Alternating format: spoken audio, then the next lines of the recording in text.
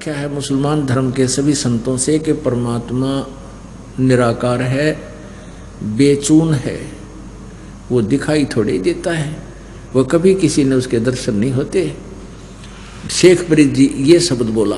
परमात्मा बोले, भले पुरुष, एक तरफ तो आप कह रहे हो कि मैं परमात्मा के दीदार के लिए, दर्शन करने के लिए साधना कर रहा हूँ, और दूसरी तरफ आपका सिद्धांत क्या है, आप बता क्या रहे हो और कर क्या रहे हो।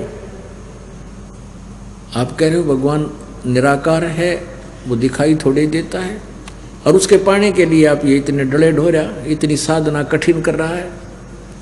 न्यों तो सोच ले भले पुरुष, तुम कह क्या रहे हो और कर क्या रहे हो। ओ तेरा गजब भैया, इतनी सी बात थी। अब शेख फरीद के मन के सारे सक्रिय सीधे हो गए, वो सारे लेंस सीधे हो गए कि जो उल्टी आंट पकड़े बैठा था उसने न्यों के न्यों चरण पकड़ दिए, उल्टे लटके लटके। ये सोच लिया कि ये अल्लाह नहीं है तो अल्लाह का जानकार अवश्य है।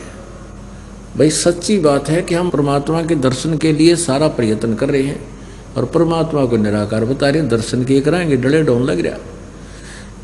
तब परमात्मा कबीर जी ने कहा, बच्चा भगवान मिलेगा उसके विधिवत एक विशेष विधि है, और ऐसे भूखा मरने से, हठ योग करने से परमात्मा प्राप्ति नहीं होती।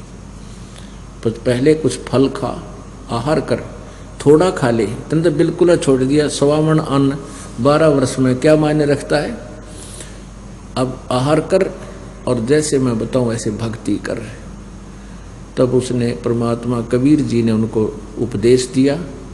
उस प्यारी आत्मा ने सच्चे दिल से उसकी श्रद्धा से मालिक की भक्ति की। तो फिर परमात्मा ने, कबीर जी ने उसको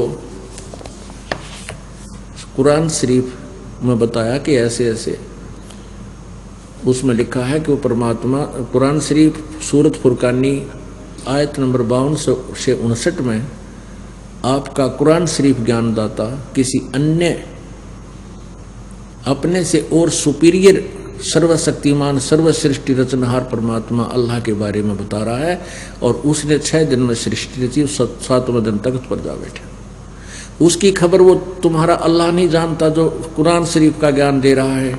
उसके लिए उसने ऑप्शन छोड़ दिया, कोई बाखबर यानी तत्वदर्शी संत बताएगा, उससे पूछो। वो तत्वदर्शी संत मैं हूँ। तो ये तो जचगी शेख फरीद कह के सचमुच, क्योंकि वो पढ़ा करते थे उनको, तो उसी समय नाम ले लिया। सब क्रियाएं जैसे परमात्मा ने बताई वैसे करने लगे।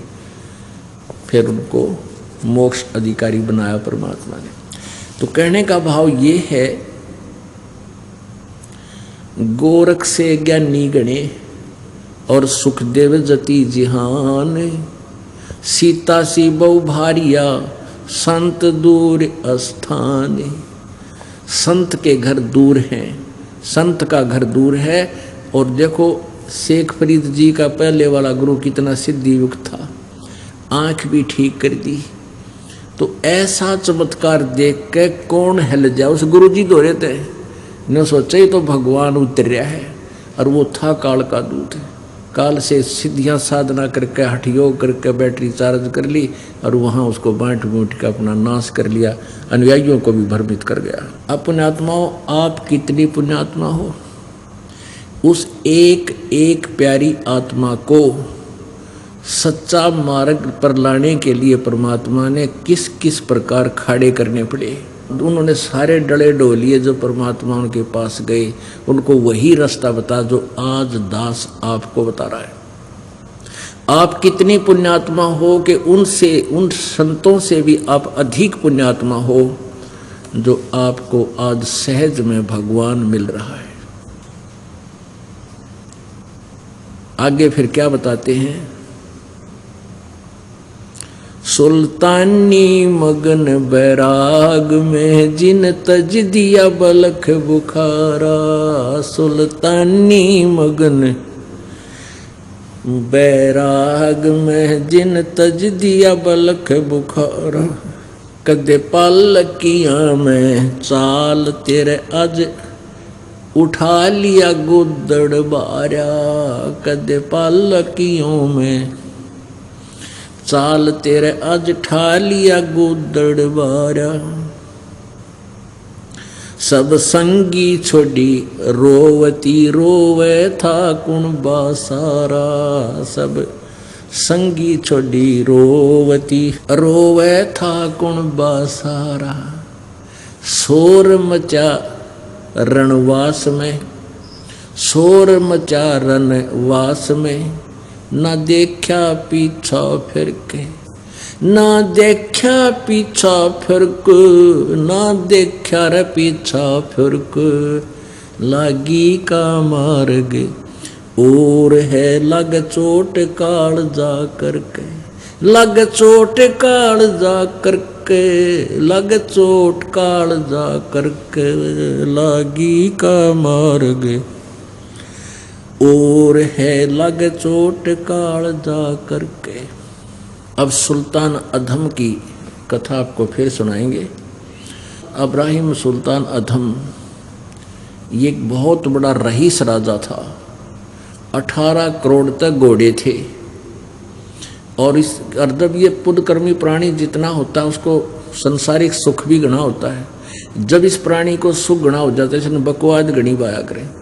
उसके 16,000 रानियां थी। ओ तुरा आपने देखा होगा राजा लोग पहले पुराने ये बहुत बकवाद करा करते थे, क्योंकि कोई टोकनिया था को ना, सारी बकवाद जितनी ना हुआ करती ये करा करते। और जब उसको ज्ञान हुआ, ओए होए, जब उसको ज्ञान हुआ कि रे तू तो फंस गया नरक में, परमात्मा पहुंचे उसके पास, उसको ज्ञान दिया। तो क्या बताते हैं, 18 लाख तुरा जिन छोड़ी, पद्मनी 16 सन से, एक पलक में त्याग गए ये सतगुरु के हंस। 18 लाख तुरा माने घोड़े, 18 लाख तुरा जिन छोड़े और पद्मनी 16 सन से 16,000 रानी त्याग दी। और एक पलक में त्याग गए, यानी पाछे फिर कहीं देखा, सारी रोए थी औरतें, न बोला ना देखा पाछा फिर कहते एक पलक में त्याग गए सो सतगुरु के हंस। अब जब वो घर त्याग के सुल्तान अधम जावे था, बहुत बड़ा रईस राजा था।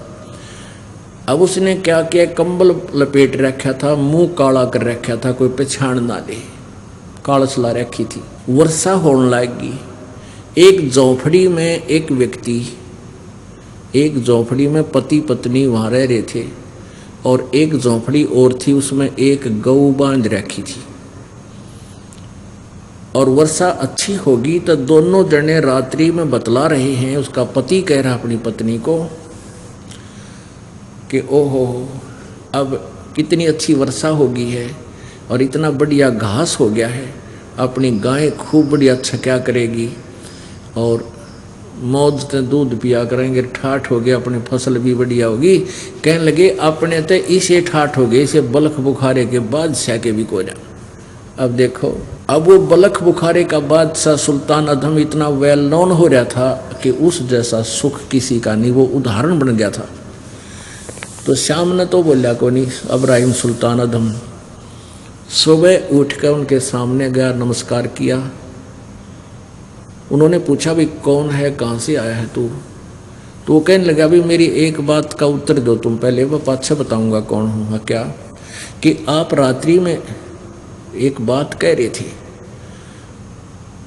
कि तुम ये कह रहे थे कि हमारे बढ़िया वर्षा होगी और इसे ठाठ हो गए, बलख बुखारे के बादशाह के भी कोई ना। भाई आपके के ठाठ हो गए कि ठाठ तन दिखते को ना, ये हमारी गऊ है, गाय बांध रखी, दूसरी झोपड़ी में एक गाय है और उनका संतान भी नहीं थी, निसंतान थे। और अच्छी बढ़िया फसल होगी, अपना पीवांगे दूध, बढ़िया फसल होगी, खूब ठाठ तरह करेंगे, हमारे होगी ठाठ। तो वो